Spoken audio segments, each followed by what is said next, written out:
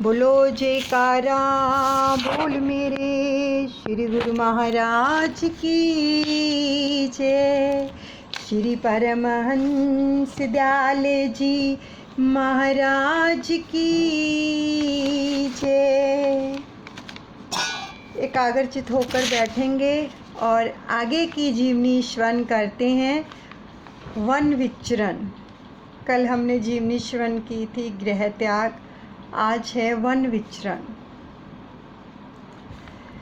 शीत उष्ण देखा नहीं, नहीं देखा ऋतु मास रामा, नहीं देखा ऋतु मास। सब दुख सुख सिर पर सहा, तज जीवन की आस। बोले मेरे गुरु महाराज की जय, मेरे दादा गुरुदेव की जय। सर्दी गर्मी और ऋतु मास मौसम नहीं देखा, अपने जीवन की आस छोड़कर सब प्रकार के दुखों को अपने सिर पर सहन किया। सपने हूँ गुरु आज्ञा करें, सेवक कर दिखलाए रामा, सेवक कर दिखलाए।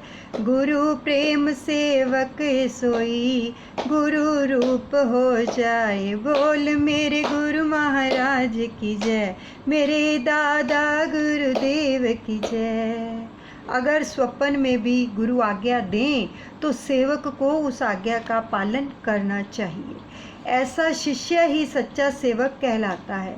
सच तो ये है कि वह सेवक ही गुरु कृपा से एक दिन गुरु रूप हो जाता है। जिमि हरीश चंद्र सत्यवादी,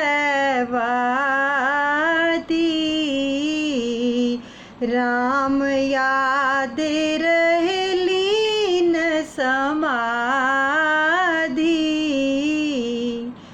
सकल प्रकार त्याग प्रभु कीना, वस्त्र पात्र कछु संग नहीं लीना। जैसे राजा हरिश्चंद्र सत्यवादी को स्वप्न में गुरु आज्ञा हुई और उसने अपना सर्वस्व गुरु चरणों में अर्पित कर दिया, ऐसे ही राम याद यानी श्री परमहंस दयाल दादा गुरुदेव जी ने करके दिखा दिया कि हर तरह से त्याग का आदर्श पेश किया। कोई वस्त्र या पात्र आदि अपने साथ नहीं लिया। श्रावण मास वर्षा ऋतु आई, छन छपर नहीं रहे छवाई। अकबरपुर वन वृक्ष और लौका, लता बेल चहूँ और अनेका। इन्हीं दिनों में श्रावण मास वर्षा ऋतु आ गई। जबकि साधु महात्मा 4 मास व्यतीत करने के लिए एक ही स्थान पर रहते हैं, परंतु आपने कोई छन छप्पर यानी कि निवास स्थान नहीं बनाया, कोई झुग्गी झोंपड़ी वगैरह कुछ नहीं बनाया, कोई कुटिया नहीं बनाई रहने के लिए। अकबरपुर के घने जंगलों में जहाँ अनेकों वृक्ष और लताएं फैल रही थी, ऐसे मायावनी निर्जन वनों में रहना पसंद किया। तरुतल कर कछु काल निवासा, पहुँचे नौहट गाँव सुपासा। निकसी सावन मास की धूपा, बाड़ी पे आस देख जल कूपा। कुछ समय तक वृक्षों की ओट में रहे। उसके पश्चात एक नौहट गांव के समीपवर्ती वन में रहने लगे। श्रावण भादों की जो कड़कती धूप भी अपनी एक विशेषता रखती है। ऐसे कड़ाकेदार धूप में प्यास सताने लगी, क्योंकि समीप ही ग्राम की ओर एक कूप दिखाई दे रहा था। बैठे जाए वृक्षन की ओटा, कदली पाते कर लियो लंगोटा। यही प्रकार बैठे तन ढापी, ठिठुर ठिठुर जावत तन कापी। प्यास बुझाने के लिए आगे बढ़े तो कुछ लोगों की चहल पहल देखी। तब नगन तन को केले की छाल से ढाप लिया और वृक्षों की ओट में जाकर बैठ गए।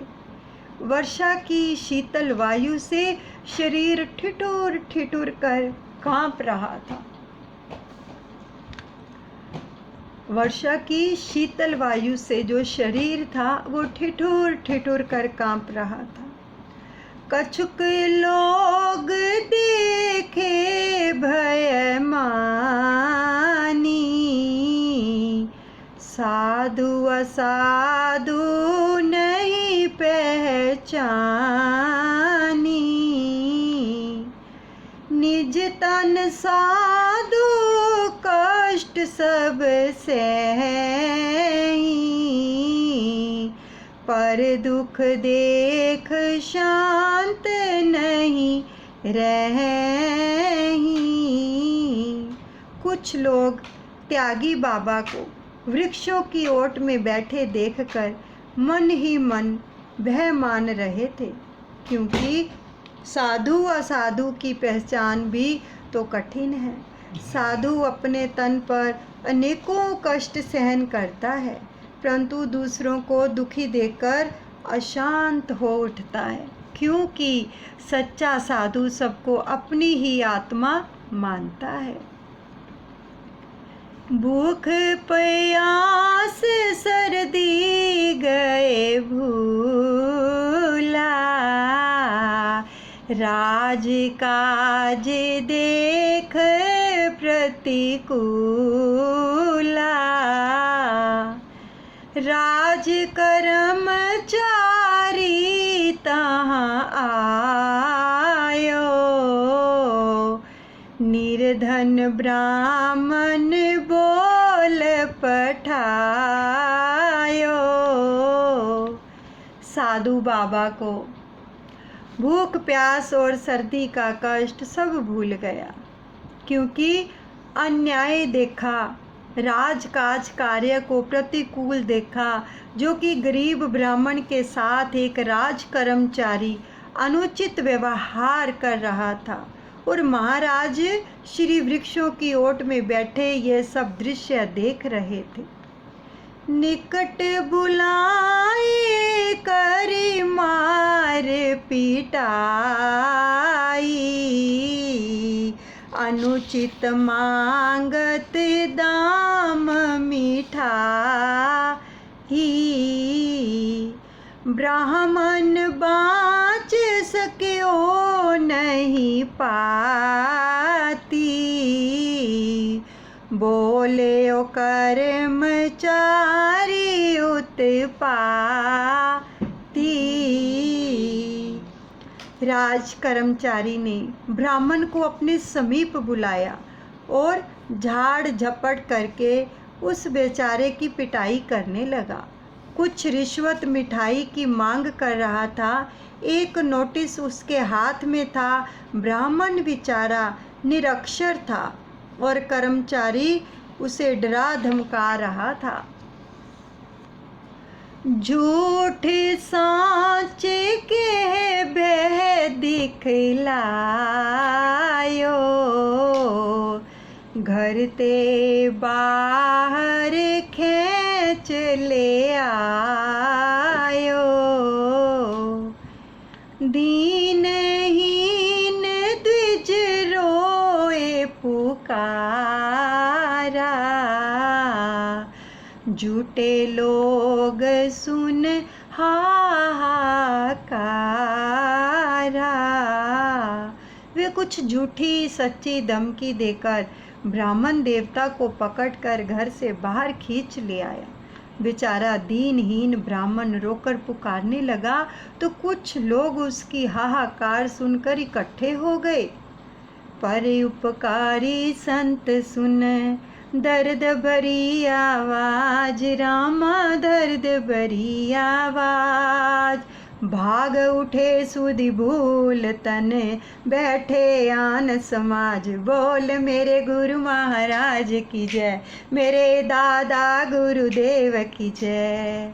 परोपकारी साधु बाबा हमारे दादा गुरुदेव ने भी उसकी दर्द भरी आवाज़ को सुना तो अपने तन की सुधि भूल कर एकाएक भागे चले आए और वहाँ जितना समाज जुटा हुआ था उनके बीच में आकर बैठ गए। राज कर्मचारी से पूछा,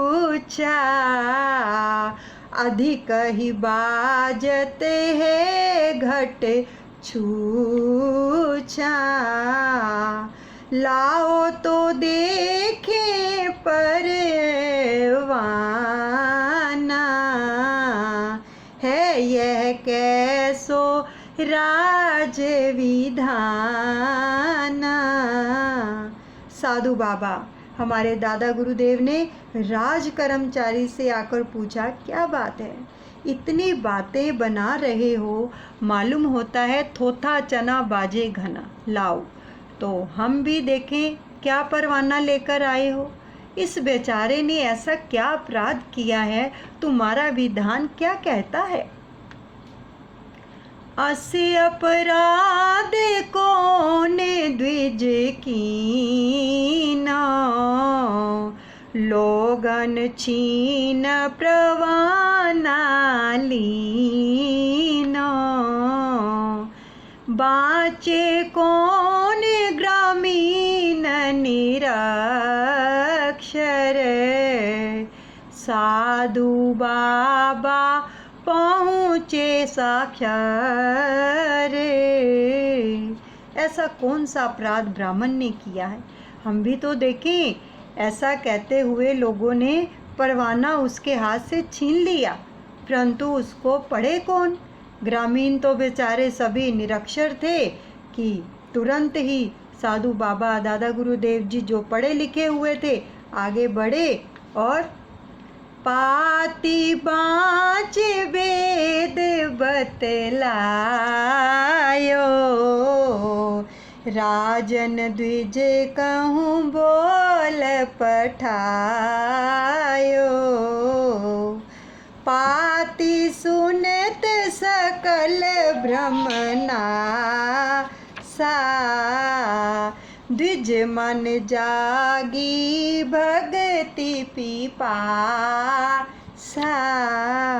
नोटिस को अच्छी तरह पढ़ा और सब भेद खोलकर बताया कि पत्र में केवल ब्राह्मण को नगर अधीश की ओर से बुलाया आया है, यानी बुलावा आया है।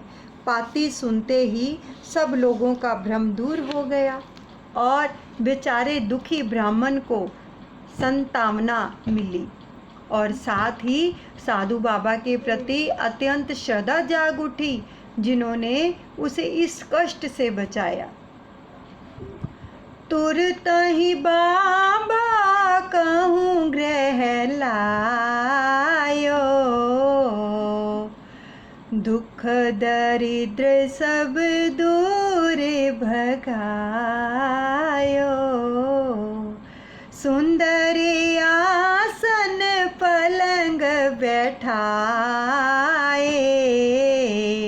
परमहंस के शिष्य कहाए। तुरंत ही साधु बाबा को अपने घर ले आए, जिन्होंने सब दुख दरिद्र से मुक्ति दिलाई। महाराज श्री को सुंदर पलंग आसन बिछाकर बैठाया, भोजन कराया और इसी श्रद्धा भावना को लेकर महाराज श्री का शिष्य बन गया। वो जिसको मारा पीटा जा रहा था ब्राह्मण, वो दादा गुरुदेव जी का शिष्य बन गया। पर उपकारी साधु के दर्शन कर तृप्ताय, रामा दर्शन कर तृप्ताय। नगर निवासी लोग नहीं निज गृह चरण छुआए। बोल मेरे गुरु महाराज की जय, मेरे दादा गुरुदेव की जय। ऐसे परोपकारी साधु बाबा के दर्शन करके नगर निवासी भी तृप्त हुए और नगर के कई लोगों ने साधु बाबा को अपने निवास स्थानों में बुलाकर अपने अपने गृह को पवित्र करवाया एवं अपनी मनोकामनाओं को पूरा किया। दिवस एक दो कीन तहाँ वासा, बसती बसत मन भयो उदासा। साधु ना रही एक स्थाना, ताते आज हम कीन पयाना।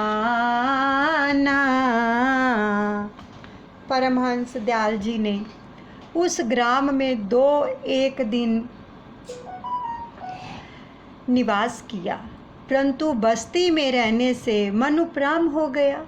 मन ही मन विचार पैदा हुआ कि साधु को एक स्थान पर अधिक समय तक नहीं रहना चाहिए, तो इसलिए दूसरे ही दिन वहाँ से प्रस्थान करने का निश्चय कर लिया। दिवस तीसरे प्राते हूँ दाता, पुरवासिन स्यों बोले ताता।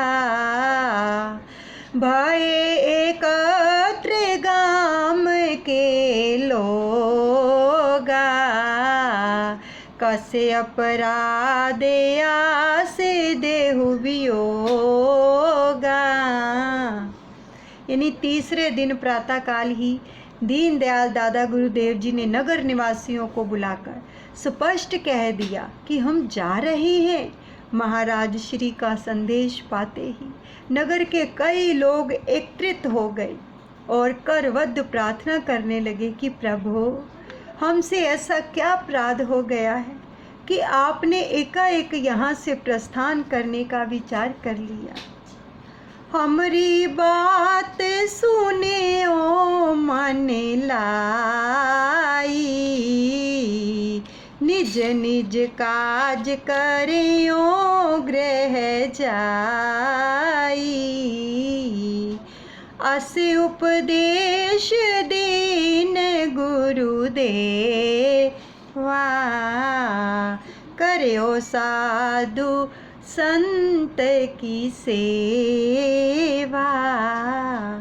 आप लोग सब मन लगाकर हमारी बात सुनो और जाकर अपना अपना गृह कार्य करो। ऐसा उपदेश सतगुरुदेव महाराज दादा गुरुदेव ने सबको दिया कि साधु संतों की सेवा का लाभ उठाओ। बोलो जयकारा बोल मेरे श्री गुरु महाराज की जय। दयालु श्री परमहंस दयाल जी महाराज की जय।